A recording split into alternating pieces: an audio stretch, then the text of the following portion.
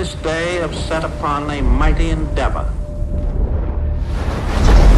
Souls will be shaken with the violences of war in this hour of great sacrifice. We shall prevail.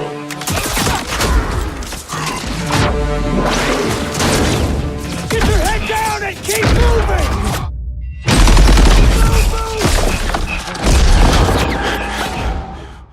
That's right, another year, another Call of Duty title. But this year, substituting the jetpack future-style gameplay for a boots-on-the-ground World War II era grit.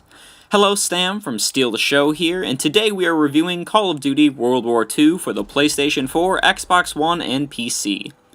Call of Duty is like a middle school relationship with me. Sometimes it's great, and you have a lot of fun. Other times it's god-awful and left you wondering if you're even ever going to talk again, and if you're even together. Then, of course, the next day, you're back together.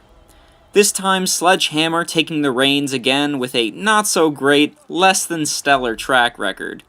Maybe they can right the wrongs, and return Call of Duty to its once dominant throne in the FPS genre.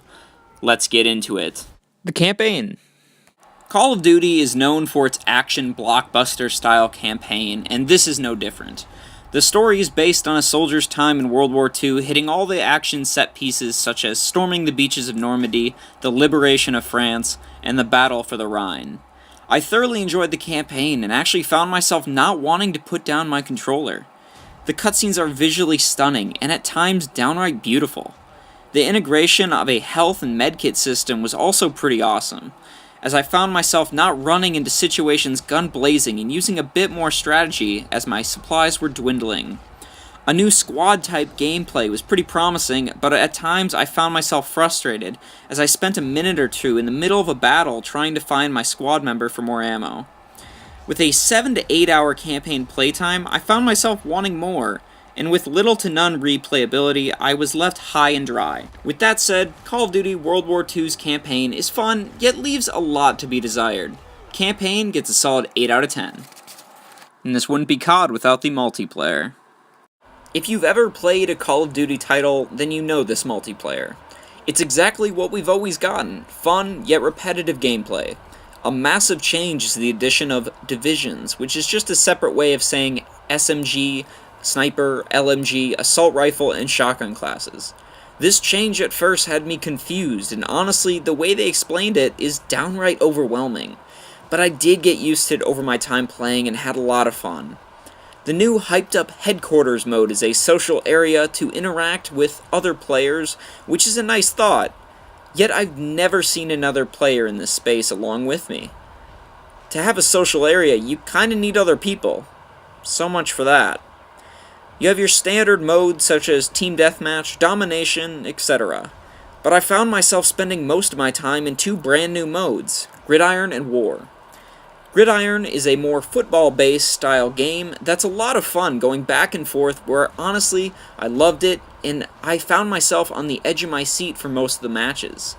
The other mode, War, puts objectives to do in a sort of phase-elemented gameplay where I found myself having loads of fun storming the beaches of Normandy and completing those objectives. Overall, Call of Duty World War II's multiplayer is a lot of fun, but leaves a lot to be desired, as it's still the exact same carbon copy game that we've gotten since the beginning. I have to give it a barely above average score of 6 out of 10. Now onto the zombies. Finally, we come to our brand new mode of Nazi zombies. Well, it's not actually that new. It's a new bait and switch with Treyarch zombies that we all love, with more of a horror aspect included, which was much appreciated. I was hesitant at first, even playing through the entire campaign and playing 5 hours of multiplayer before I got to the zombies. But I entered a match with a few friends and found myself entertained for hours on end with new lore and objective-based gameplay. Though I did enjoy the zombies mode, I found myself fairly familiar with it, as it has been copied from COD to COD at this point. With really fun co-op and horror aspects meeting a familiar stopping ground of every COD previous, I found myself giving zombies a 7 out of 10. And now my final judgment. Call of Duty World War II is many things all at once. Fun, addictive, and at times downright stunning visually. But most of all, it's familiar. Too familiar. While I'm not saying it was a bad game, it's nowhere near the height of COD in its prime. With an addictive campaign, fun multiplayer, and enjoyable zombies experience, Call of Duty is heading in the right direction, but will the momentum hold? Only time will tell. Call of Duty is a 6.5 out of 10 for me, and not worth the $60 price tag, but with a price of $40, I'd say go for it. If you liked this review or found it helpful at all, please subscribe and like the video. Till next time, this is Sam, and remember, steal the show. Lieutenant, tell them what we're all about. No mission too difficult. No sacrifice too great. Welcome to the Bloody First. You're a long way from Texas, farm boy.